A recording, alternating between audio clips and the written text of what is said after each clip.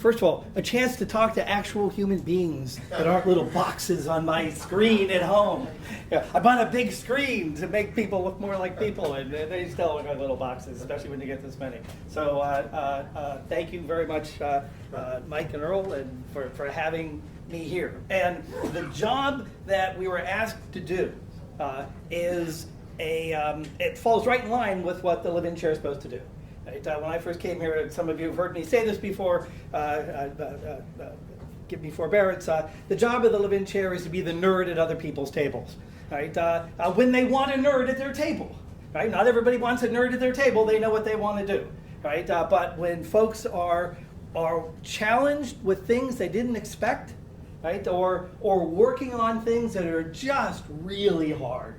Right? And sometimes when you're running for office, many of you are mayors here, when you're running for office, you know what you're going to do, but when you get there, it's like, oh, I didn't know about 5 other things too, plus 4 other things I'm responsible for that I really didn't care about, but I have to make good decisions, right? So it's the job, not just of the live-in chair, but our whole school. That's how we were founded, to be engaged in the community, to not only educate people to become decision makers, like we've got some great examples of that here, but to then help current people who didn't have the benefit of going through our program, to help them inform and improve the decisions that you folks make. Right? So when we were asked to take a look at VibrantNEO and give you folks a bit of an update to start your conversations. I was very happy to see that most of your schedule today is you folks talking to each other, right? There's only so much tolerance for listening to the nerds, right? But it's our goal to give you some basic information that you can use to start working solutions to the problems in front of you, right? And that's what it's really about, working solutions in complex problems. Right? That's what we teach here. We teach people that the world is not entirely driven by 4 or 5 great, big, huge social movements that we all have to just live with. Right? Sure, there are big things that go on in the world, right? But we like to teach people what we call a systems thinking approach, right? Where the world we live in has lots and lots and lots of inputs, right? And all those inputs go into these things that look like black boxes, right? All these processes, right? All these different social processes, economic processes, educational processes, job creation, social justice processes, all of these just families evolving over time and processes, and outcomes, all sorts of outputs. Right? And we can measure those outputs. We can say, like something as complex as a region, right? How many people live here? How many jobs do we have? What kind of prosperity do we have? What kind of poverty do we have? And how have those been changing over time, right? But we are not victims of either the only inputs we have or these processes that determine what's going to happen, right? We can say, hey, we've got some outputs that we love. How did we get them? And how did that relate to the inputs that we did, right? And how can we reinforce that? But we can also say, hey, we've got some outputs that we really despise, right, that are bad, right, that are not acceptable. And that knowledge we can use as feedback to change the inputs. And we even have the ability to go in, if we can understand those processes, and we can change those too, right? Because they are not all determined for us, right? We have to live with some big processes. We can't change the world, right? But we can change how we cope with it. We can change how we take advantage of it, right? And this is the framework. We try to teach people how to be an agent of change, to assess the outcomes, right? Figure out what's good and what's bad. Over time, this whole system will always change. Right? We can find some patterns in processes, right? But the patterns that created jobs, for example, in the 1970s are different than the patterns that create them today. The patterns that change jobs today, right, isn't what's going to create jobs 10 years from now, right?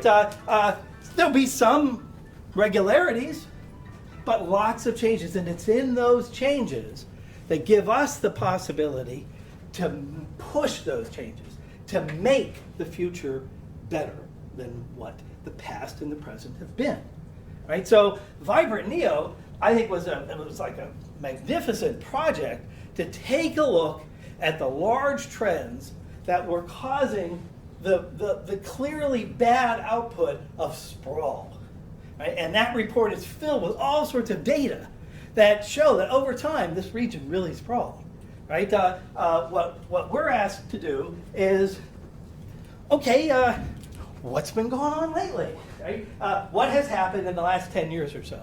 Right? The two large outputs that VibrantNEO focuses on are total population and jobs, and then where those are, right? How they're moving around. So let me just a couple. I taught. So is our region still sprawling, right? And what does it look like recently?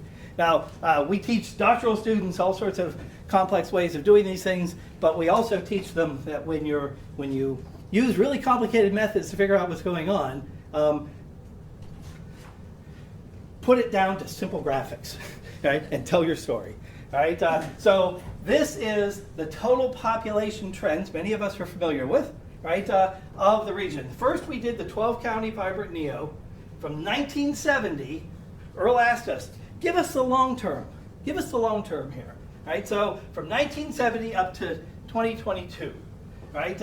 We are in a region that has been declining in population, whether you measure the 12-county or the 8-county, right? But we are not in precipitous decline, right? We're no longer in precipitous decline, right? The Cleveland MSA, the core of the area, has continued to decline, but we're not dropping. In fact, we still have more than 2 million people just in the few county MSA, right? But look at Columbus in that same period of time, right? Look at Columbus. Columbus has come to equal the MSA around Cleveland with dramatic growth. If you take a look at this and look at the actual growth rates and compare it, not only these areas in Columbus, but throw in the United States and Ohio as well, right? Look at Columbus. Columbus has been growing faster than the U.S. national average since the middle of the 1990s. That's long term. Right? That's called building up ahead of steam, right? And growing, right? We have had the up and down, right? The United States has had up and down, right? We have reflected that process with greater severity.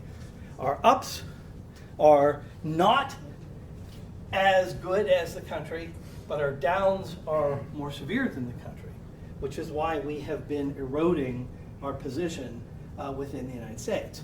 For a long time, right, this output, this outcome, right, is not new, right? It is long-term and seems structural, right? What about jobs? Because one thing that we're asked to focus on is the economic base of this, right? There are lots of reasons for sprawl, right, and lack of growth, right? VibrantNEO report covers many of them. We were asked to focus a little bit, some extra information on the economic ones. Yes. I'm sorry. Could you Question. go back to that slide for a second? Question. So just to be clear, that second line, actually the third line from the bottom is your zero, so everything below that, which is Northeast Ohio, is actually declining. Oh, absolutely. Okay. Absolutely. Notice the U.S. has had its ups and downs, but it's never fallen below. Nor has the state. Nor has the state. Okay, thank you. and compare Columbus. So it's not just our, being in the middle of the road. Right, the further you go away, the closer Cleveland and Columbus are to each other, right, when you look at it, when people look at us from afar. Right? It's a lot of different things happening. There's a lot of agency involved, a lot of human actions directed to achieve better goals, right, that collectively add up. President Wilberg was very good today. She said, if somebody has the key thing to do, let us know, right? Because we'll all do it. But it doesn't work that way. It's a big, complex system, right? It takes millions of people to make change, right? Well, employment trends, total county, sort of total area again, the 12-county VibrantNEO area, the smaller 8-county area, and then comparing Cleveland and Columbus. Right? We see this is just total number of jobs, right? Over a long period of time. We couldn't find the 1970 data real fast, so it starts in 1980, right? And what we have seen is a parity between what used to be the core engine of the whole state's economy, the Northeast Ohio, Cleveland area, is now below Columbus, right? So the region gives us options that we can pursue if we choose to pursue them. And take a look over such an enormous period of time, right? Our employment went up, right? But the first decade of the 21st century was not kind to our region in terms of jobs. To actually have total jobs decline is an unusual thing for an urban area in the middle of the world's most dynamic economy, right? So we live in a place where our population has up and down much less growth than the world around us, but we're not in precipitous decline, right? We're kind of stable over time. Our employment has been up and down, right? But the more recent 10 years, right, no bottoms have fallen out. Right? So the question is, these are the growth rates, right? We can see the last, since the 21st century started, the first was not kind to us, and we're getting better, but we are well below national averages. Take a look at these growths. Columbus has been above or in parity with the entire country in the entire period of time here from 1980, right? Christopher Knight, you mentioned earlier, we built, you planners planned the transportation and infrastructure of this region on the expectation we'd have about 3 million people here now, right? We're like me if I lose a lot of weight and I'm still wearing my old suits. Back when I used to wear suits, right? Some of you have come back into that world, right? But that means we have growth potential that on the margin can give us lots of opportunities, right? Well, while we have been experiencing better growth rates in the last 10 years than the precipitous declines in the first 10 years of the 21st century, and our population has been relatively stable in a world that's growing quickly, right?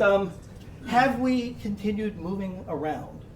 And this is an unusual geography here, and I apologize for the small print. But what we've done is we've taken the larger counties that have a big urban core, right, and we pulled them out, right, to try to look at all these different pieces of our geography. I'll have a map in a minute here, right? For example, this is the city of Cleveland, and right next to it is the rest of Cuyahoga County, right? The blue, right, is that year 2000 to 2010, right? That was the period of time, that was the most recent period of time under the VibrantNEO report, right? And we see that at that time, these blue ones, not only the city of Cleveland, but the rest of Cuyahoga County was losing population at a pretty good rate, right? So was the city of Canton, so was the city of Akron, and so was the city of Mentor. Right? Lorraine was growing. The outlier. Yeah, the outlier. They were the outlier at that point. They were growing, right? But all of the urban core cities within the region were all losing. When you think of sprawl, we have this kind of mental image in our mind, like dropping a rock into a pond of water, right? And boom, and then everybody's moving out. Right? Well, to have that image in your head around here, you got to remember you got to cut the pond in half because you got the lake there, right? So you've got these kind of concentric circles moving out, right? And what we see is even in the first decade of the 21st century, the concentric circles were moving entirely out of Cuyahoga County. Not just the city, but the suburban areas of Cuyahoga County were also losing population, right? And what was different in Stark County was the center, kind of that traditional model. People were just moving nearby to the kind of, quote, suburban areas around different cities, right? But Summit was that process at the time, right? But in all of these more fringe counties, I don't say fringe is not important, just geographically, a little bit further out, we're all growing. So we kind of had that look. But if we take a look at the green, which is the last 10 years, plus 2, we're still sprawling. But the rate of sprawl has really slowed, right? If we were in 2010 and said, like the VibrantNEO report said, is this is a bad outcome, right? We need to do something about it. We need to play around with the inputs or somehow figure out these processes to slow this down, right? Most people I've talked to since coming here about 9 years ago have told me that VibrantNEO was a bunch of great ideas, but they didn't see this structure in place to enforce it, right? But the way big, complicated regions operate most effectively is usually not a model where some central authority says, this is a problem, and then dictates to everybody what to do, right? The way that regions evolve is 100, 1,000, 10,000, 100,000 people, all of whom have different levels of social authority in the world that they live in. They agree that something is a problem, and they can start doing something about it at the scale that they can operate in, right?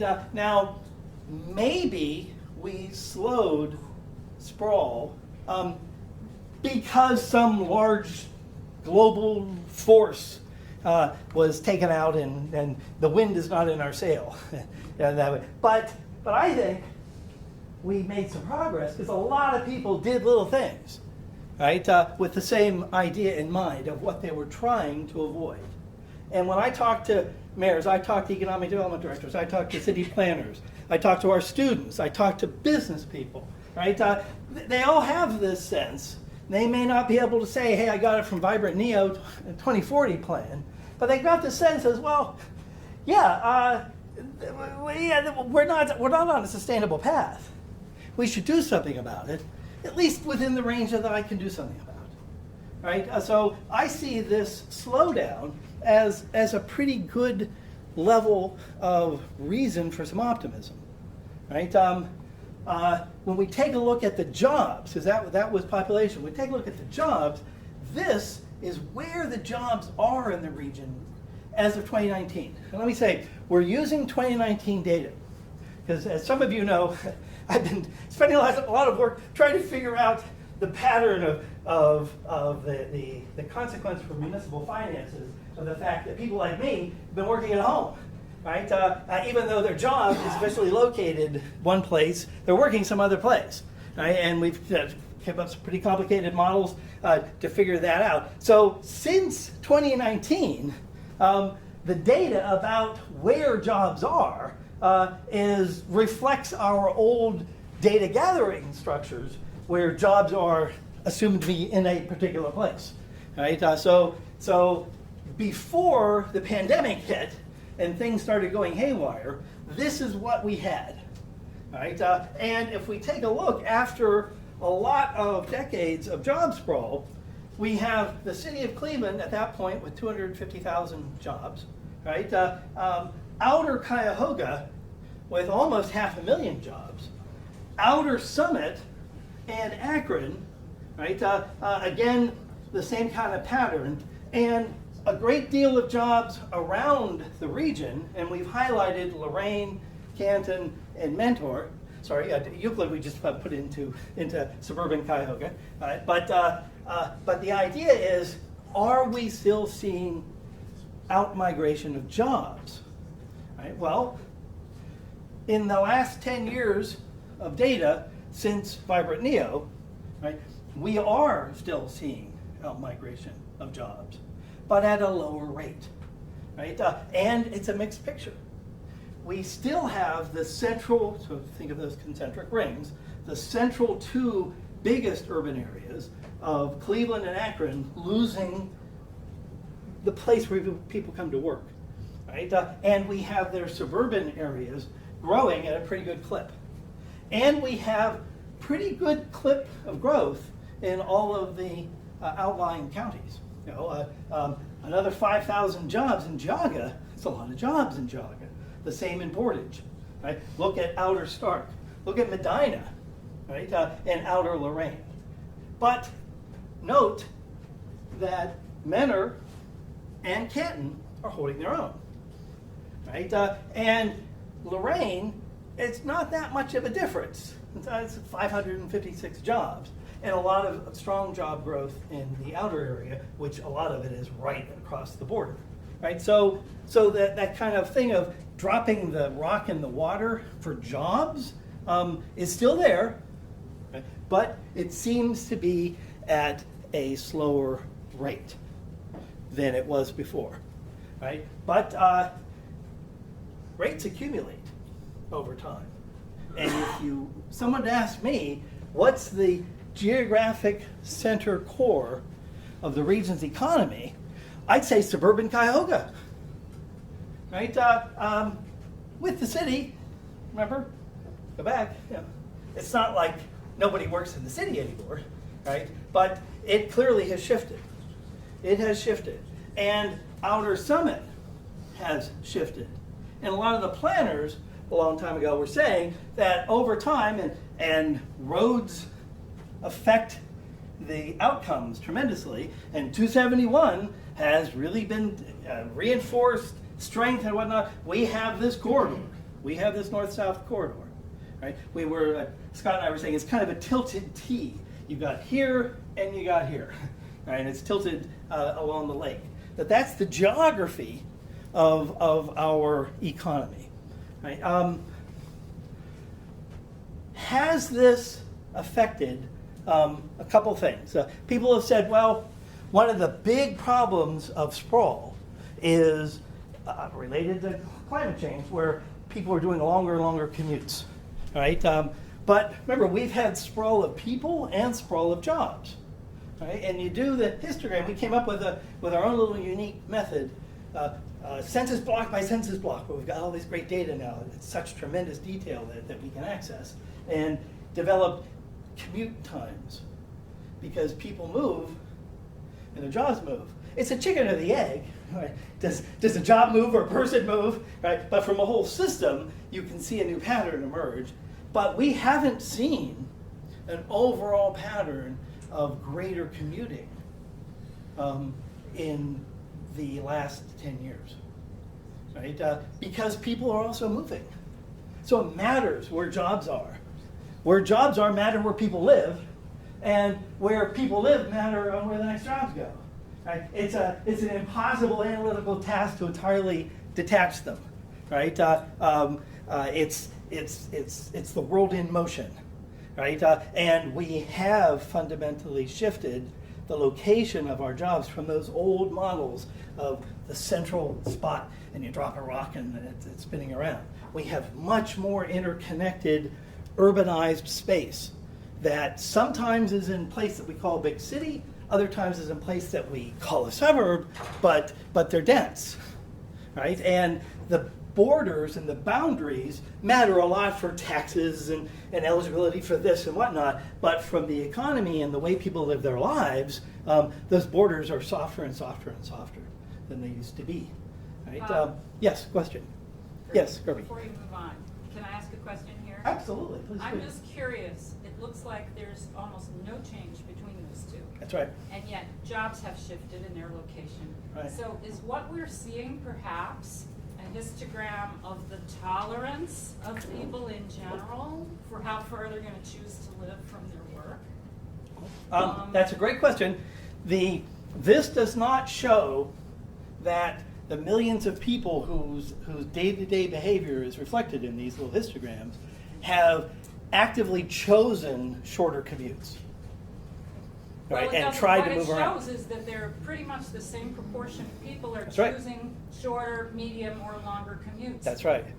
What, 9 years apart? So I was just curious if, you know, that's a pattern that we, Right. maybe it's the people who need to change, Yeah, hardly. absolutely, it could be. If we want all of this to, but they've been doing that while jobs have been moving around. Right. And there's evidence that they've been moving around too. Yep. Maybe they have a tolerance. So the typical rule is that 30-minute tolerance, right? I remember when I moved here, people said, "Yeah, where do you want to live?"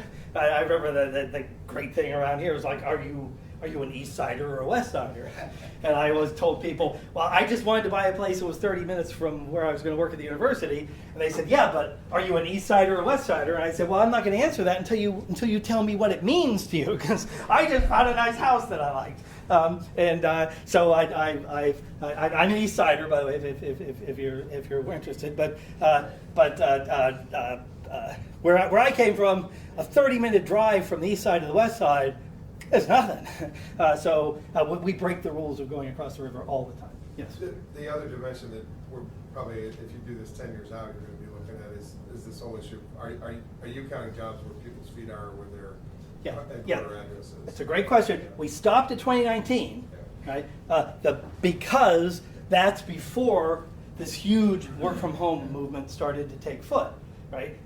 In our best estimates, and we've done some of this, I'll be glad to send around because we've done big model trying to estimate the effect of wage tax receipts by municipality, right, to prepare people for this change. And it looks like, on average, first of all, only about 48% of people are in an occupation that can be done at home, right, across all sorts of different income levels too. Right, and it looks like those who can work from home, we are settling somewhere a little bit below the national average of 2 days a week at home and 3 in the office. So that's the way it looks like our local data are bottoming out, are settling a pattern. What that means in terms of where we want to consider the place where they work and affect these data, we're still working on methods for that because it's a real fundamental shift. It's a good example, the process, the social processes that we want to understand that create the outcomes from the inputs we give them are not fixed in time. You know, that's different. This isn't like understanding the laws of gravity, right? Which you hope they don't change. Right.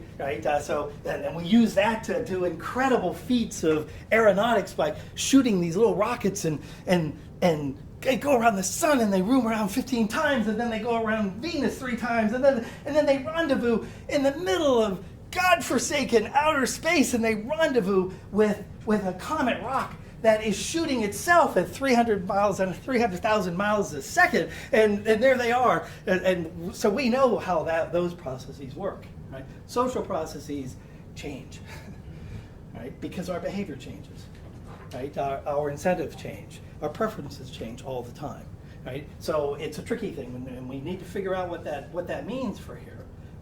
It can only reduce these, but it may just reduce, may take everything and shift it over, right?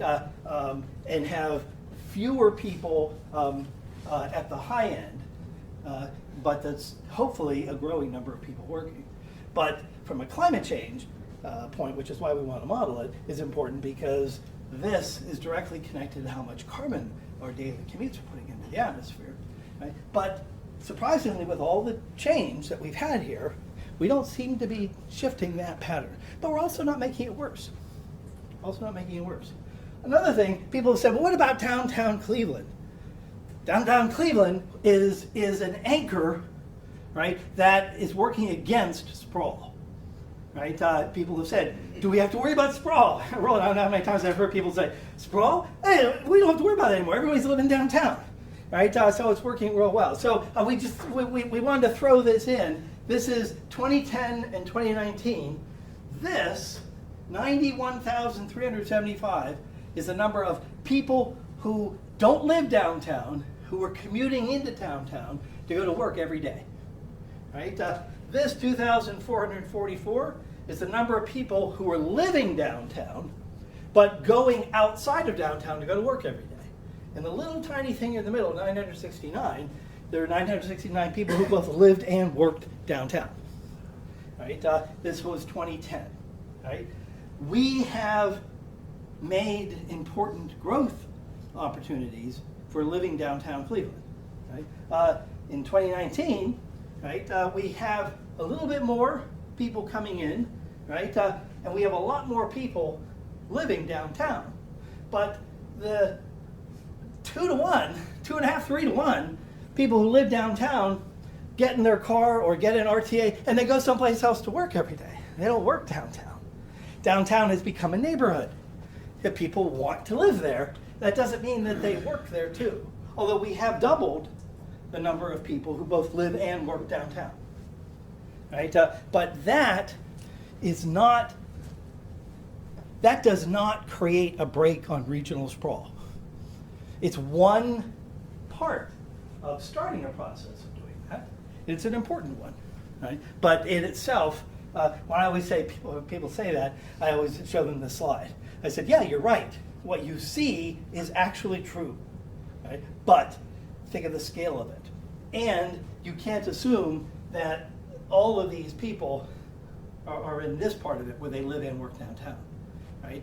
That's especially true now. A lot of newer buildings in downtown are going after that retirement market. People who are retired, right? Who may still show up as working a little bit, right? But they don't work downtown, right? People reverse commute all the time. So, oh yes, Harmon. Just wondering if we need to rethink our attitude towards sprawl in light of two big factors. One is the one that Executive Romaine mentioned, which is the work at home movement. The other is what's becoming more and more important is large parcels of land for businesses to locate to. And those don't exist in downtown Cleveland generally. They exist in Medina, Geauga, Lorraine, and I note the Intel deal down in Franklin County, which wasn't Franklin County, it was Licking County. Mm-hmm. Intel went to Licking, but it's going to have a huge benefit on the entire region. Oh, right, absolutely. But that was the place where there was 1,200 acres they could put a business. Mm-hmm. So I know that the county's been starting to look at places where they can find in the region large parcels of land. But if we could bring an Intel to this region, it has an impact on what historically we've thought of as sprawl. But it's also, I would think, very beneficial to the region. So I'm just wondering if we need to.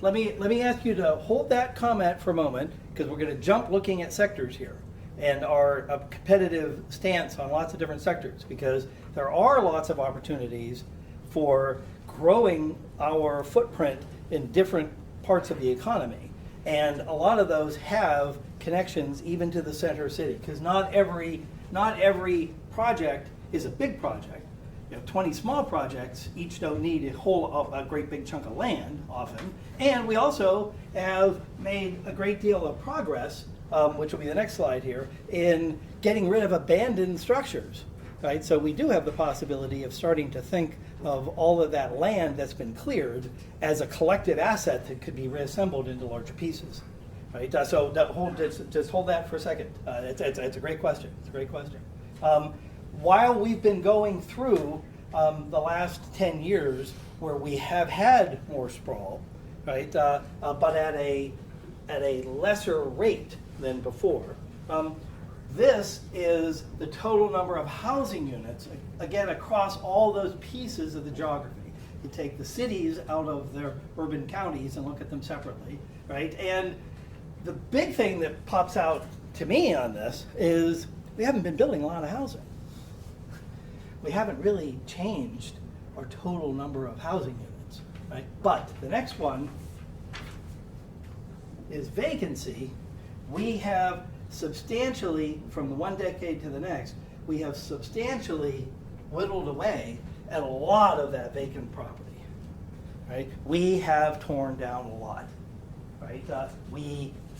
It's always a difficult policy goal, right? Because like I have a comb and I want to take out a bunch of different teeth on the comb, right? And for me it doesn't matter. It used to. I don't have any hair anymore. But the comb that you're left with looks like it's got holes in it, right? But even if you cut the grass really well, right? But over time we have really made a lot of progress in the abandonment issue. Right? We have slowed the process of sprawl. We have been cleaning up our communities. They aren't growing yet, right? But we've been cleaning them up, and we have capacity for land assembly, which is really difficult. I remember when I first came, and Hunter Morrison drove me around a couple places and showed me things, and then told me the horror stories of what it took to just assemble the 7 pieces of property that sit under this new building, and how many years, and our legal structure, and our crazy, there are social processes here, right, that we need to do better, right, in order to do that. But we now have the first step in a lot of those processes, which is to demolish things. Yes. So just to qualify your statement, so I work for the Western Reserve Land Conservancy. We just completed a citywide property inventory for the city of Cleveland, 168,000 parcels yearly. There are a little over 30,000 vacant lots in the city of Cleveland today. Right. That's a direct Right. result of That's right. That's right. foreclosure crisis that really impacted it. That's right. Which was a terrible thing to happen, but the consequences of it are, we have this, but what is our agency? The first agency is let's get rid of these abandoned structures because they're pulling down the value of everything else and the quality of life for everybody else around it, right? They're turning into drug dens, they're unsafe, they kill property values, right? Okay, we've made a lot of progress there, right? But do we think growth, or do we think let's just get this property off the market forever so that the people who live in that neighborhood now aren't further damaged by all of this property near them that is pulling down, that's empty and is pulling down their values. It's a fundamental philosophical difference. And to that point, and you looked at or identified a tipping point where it looks like about 10% of structures are vacant countywide in city and county, Cuyahoga and Cleveland share. But is there a point where it's sort of structural versus at some point you got a tipping point of no return? And you've done these if you had 30% vacancy, your schools collapse, your infrastructure. There is a lot of research. We haven't done it ourselves with local data. There's a lot of research about that tipping point, which is why it's important to get rid of those things, right? To not let them sit there and rot, right? But then you're kind of frozen in place with a comb with missing teeth on it, okay? How can you then have faith that growth is possible and start doing things to attract it? And there's, as we know from the population numbers, there's always been a very solid argument in this region of, no, we are managing our decline. So be careful what you do, because you may throw away a lot of money that could be used to help people cope with decline, and prepare for a party that nobody comes to. Right? That there is, these data will not answer that, because it's a choice. It's a cultural leadership, community values choice. right? And I think it's a fundamental debate that all of us at the highest levels and our day-to-day lives go back and forth on. But one thing this says is, and we see it in the real estate markets, is the declining vacancy, right, has stabilized prices, right? And if you, here's the total units, but we don't have a whole lot of net growth in housing. So there are basic economic policies and economic laws that happen. Scarce resource, prices go up. And we could be creating the condition where we are causing real crises in affordability in communities that we don't think of as places where real estate values would be blocking people. People come from outside the region and they say, oh my God, look at the prices, they're so cheap. But that's not the life that most of our residents live. And their rents are going up and their ability to buy a house is going down because we aren't adding to the inventory. Now, these are complex issues. I'll disappoint you terribly if you say, but geez, Gleason, we thought you had an answer to this, right? Right? These are the analytical questions and the policy choice questions that people in our system need to make. What outputs are not acceptable, and what kind of better outputs do we want to get, right? And where do we want to set our sights? You know, right? one of the policy issues that I think is it's kind of a devil's choice is this issue of if you demo a property and you leave it vacant, and I'm looking at Matt because he's been through this in Cleveland, and the neighboring property owner wants to buy it. acquire the property. Right. On the one hand, from a stewardship standpoint, it's great. On the other hand, you've lost it from potential growth. You know? Right. And it's just a vexing issue, but that's a policy issue to. That's right. Especially if it's an old neighborhood where geez, anybody who's going to fill that missing, tooth on the comb is going to have to build a house that doesn't look like it was built out in the suburbs. That has to be a house that fits the neighborhood. But there are no plots available anymore because everybody has turned those lots into their little side garden, and they own them now. It's not necessarily only either. Yeah. Well, no, not in either or. Yeah. I mean, Shaker, we have both going on. Right. We have infill, new homes, and side lot programs to Right. address those issues. Right. So, you try to make those choices. Right. First, before we talk about some of the economic issues by sector, right? Is our region still sprawling away from our urban cores? Yes. Population and jobs continue to fall away, especially in the classic model of Cleveland and Akron, right? But the rate of sprawl has declined, and the trends are mixed. We've got Lorraine, we've got Canton, we've got Menor, and if we broke out all the little urban areas and the suburban outer areas, there's a bunch of them where they are not kind of the center part of a ripple of people moving out anymore, right? Things are stable or growing, right? And that's an important change because that means the density of those places are increasing, right? And density is a good thing, right? When we're thinking about the future of our region, right? And we've made progress in reducing vacant abandoned structures, right? And we've made progress in revitalizing downtown as a place to live. These are not simple goals, right? They don't solve everything, but they ain't nothing either. they ain't nothing, right? They're important, right?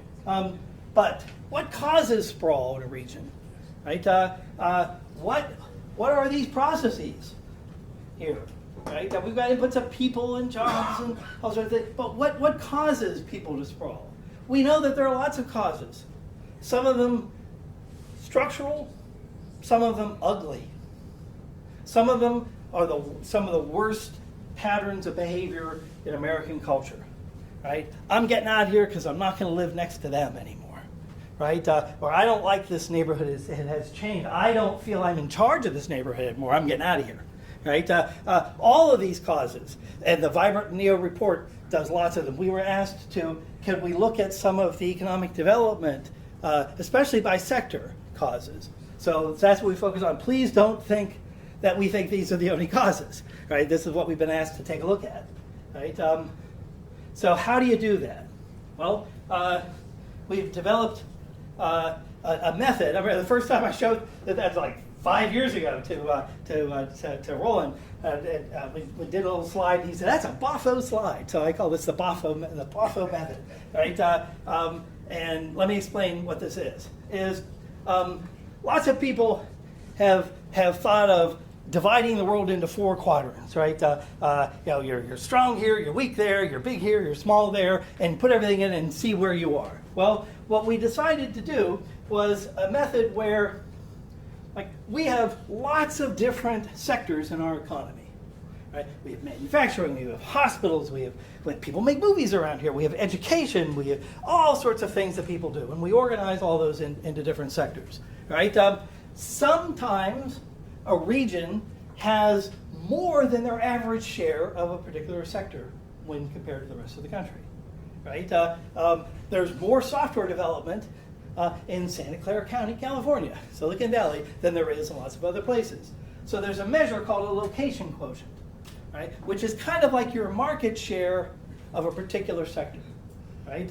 How many jobs do you have in a sector? And then how many jobs does the average part of the economy have in that sector? And if your location quotient is above 1, you've got more than your share.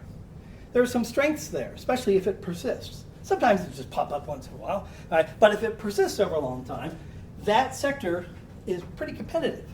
And you don't compete with your neighboring community. We did this data against the whole rest of the country, even though we really compete against the whole world. But we can't get good data for there yet, right? So how do we compete against the rest of the country? So then some sectors are growing in jobs and some are declining in jobs, right? With the overall national growth rate in that sector is positive or negative. So if you think, well, there are some sectors, right, on this side, quadrant 1 and quadrant 2, right, where the location quotient in that sector is above 1, so you're doing something pretty well. All the different companies there collectively are doing pretty well. And that often usually has something to do with the region. Now, that doesn't just happen by accident if it persists. People are doing things right in that sector, right? But sometimes you can be doing really well in a sector that nationally is falling down, is losing jobs. Well, that's not great for the future, right? But it's still good because you're at least surviving. Even if you are the last region that's still doing really well with those gas street lamps or something like that, they're at least still employing people, right? But sometimes you're doing well in a sector that's growing above national average, right? That's actually growing. This is the sweet sector, quadrant 1, where you have a lot of sectors where you have competitive advantage, and they're in national industries that are growing, right? So if you just hold your share of that, you're going to be growing lots of jobs because the sector itself is growing around the country, right? So you're going to hold your share, right? Sometimes you can have less than your share in sectors that are growing, right? And you say, geez, why are we not growing there? We need to dig into that. Maybe there's a story there, because if we just could get average, we could perhaps create a lot of jobs. And we're not swimming upstream, right? Because we don't have to steal those jobs from someplace else. We just have to get a little bit more share of that industry's next wave of growth, right? So this is the sweet spot to be in. This is a sweet spot for thinking about where you want to grow, right? Where you want to put your efforts to get more. Down here is kind of like beware all ye who enter here, right? You've got a bad share of a collapsing sector anyway. You don't want to be in there. So with that concept, right? The first thing we did is, what does our region look like? Well, these are little, because I'm going to put some more stuff here in the middle for a second. Quadrant 1, and this is right before the pandemic hit, right? We had 657,000 jobs, and this is the 8-county region, with $10.2 billion of payroll in the sweet quadrant 1, right? That quadrant is the sector has above average share, and it's a sector that's growing nationally, right? We have 78,000 jobs down here in problematic quadrant 2, right? But we have 557,000 jobs in the quadrant of possibilities. Like, we have chunks of these sectors, right?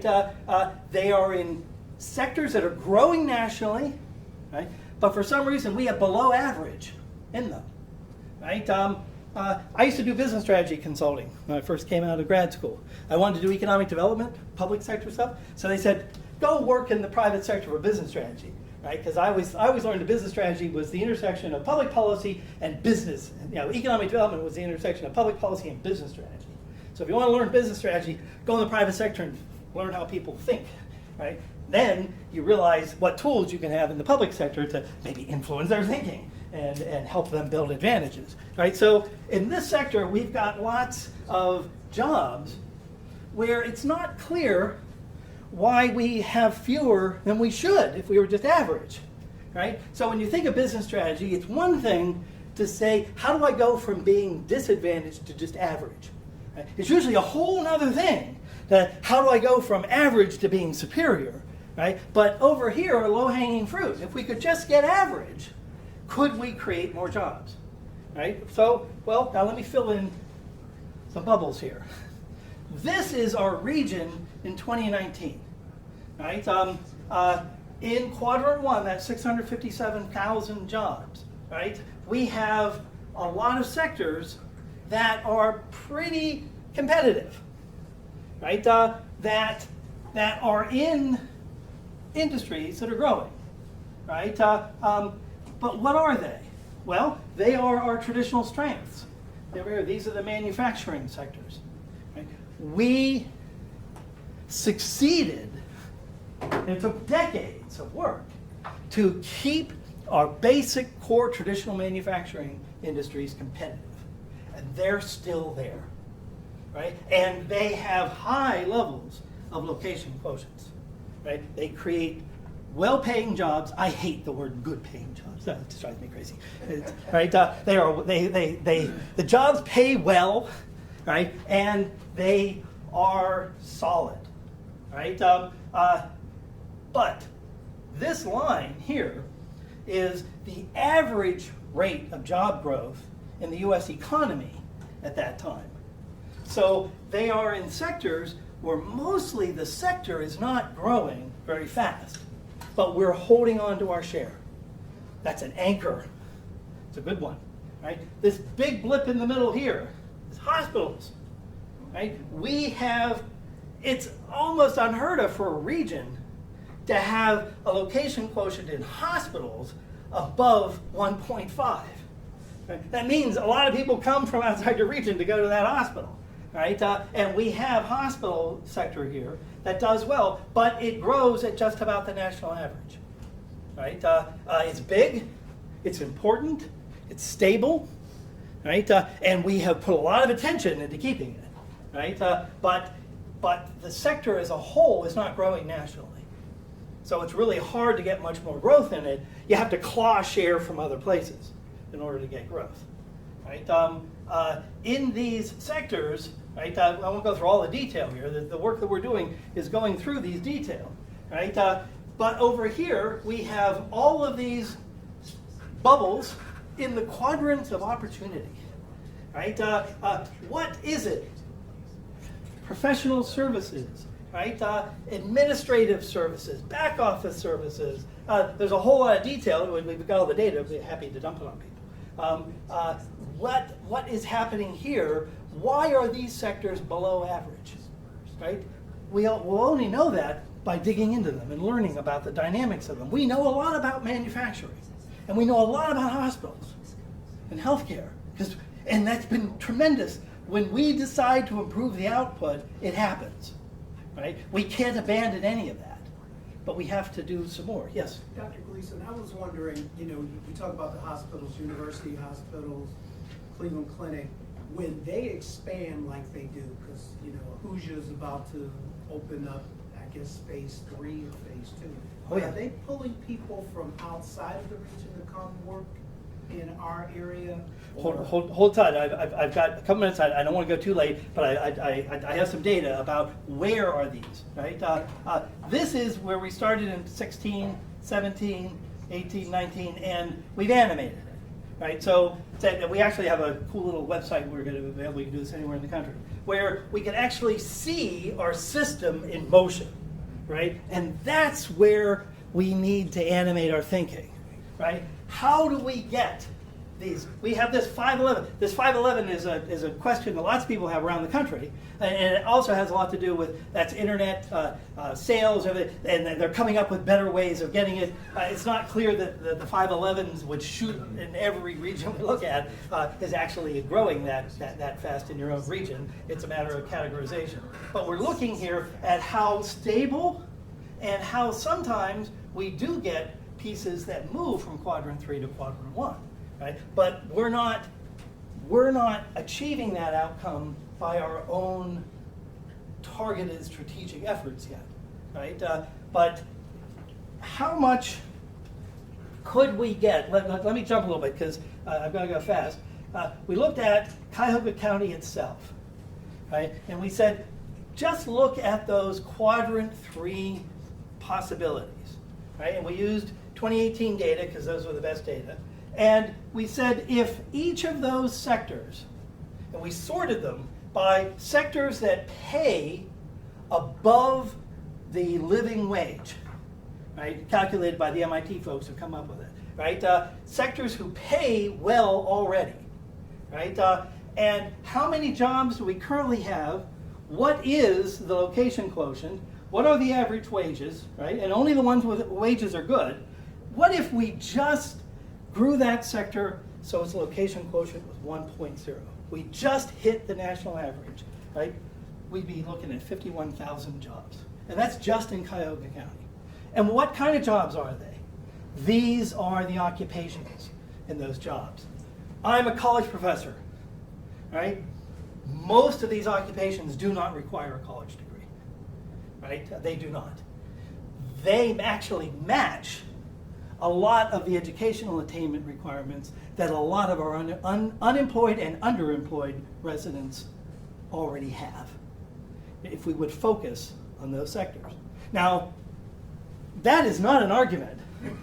That's, hey, I'm from Pittsburgh. That is not an argument that says manufacturing is not important. Or, oh, gee, well, we were wrong to focus on healthcare, or arts and entertainment, or headquarters company. We were wrong. No. Those are essential components of this complex process. Right? But our success in those sectors has not yielded the overall growth that we need to keep up with the country. Right? So there are lots of other sectors that are far less glamorous and far more unknown. And we don't need to become the king of truck transportation and specialty trade and ambulatory health care service. We don't need to be the king of the world. We just need to get average. So why are we not average? Right? Back here, I will. Oh, sorry. I'm done. I have some other slides I'll distribute that say, well, where in the region are these jobs? Right? And the other correlation is a lot of these jobs are already centered in our urban cores. And if we grew them, then it's always a chicken or the egg, but we're going to help further reduce the process of sprawl if we start creating more and more jobs in our center core cities. And that's where a lot of these sectors are already located, even though they're below our average share that we should have. So if we start looking at them, we're bound to come up with a lot of good agency opportunities here, right? To start fiddling with the inputs, figuring out what's the process, why are we low on this sector, right? Thinking of a business strategy perspective, and then acting in ways strategically that we can get more jobs in those sectors without interfering with the strengths that we have really miraculously been able to build and rebuild in the region. So, and that can help the sprawl. So I hope this is helpful. Terrific. Well, thanks, Bob. Big anchor for me.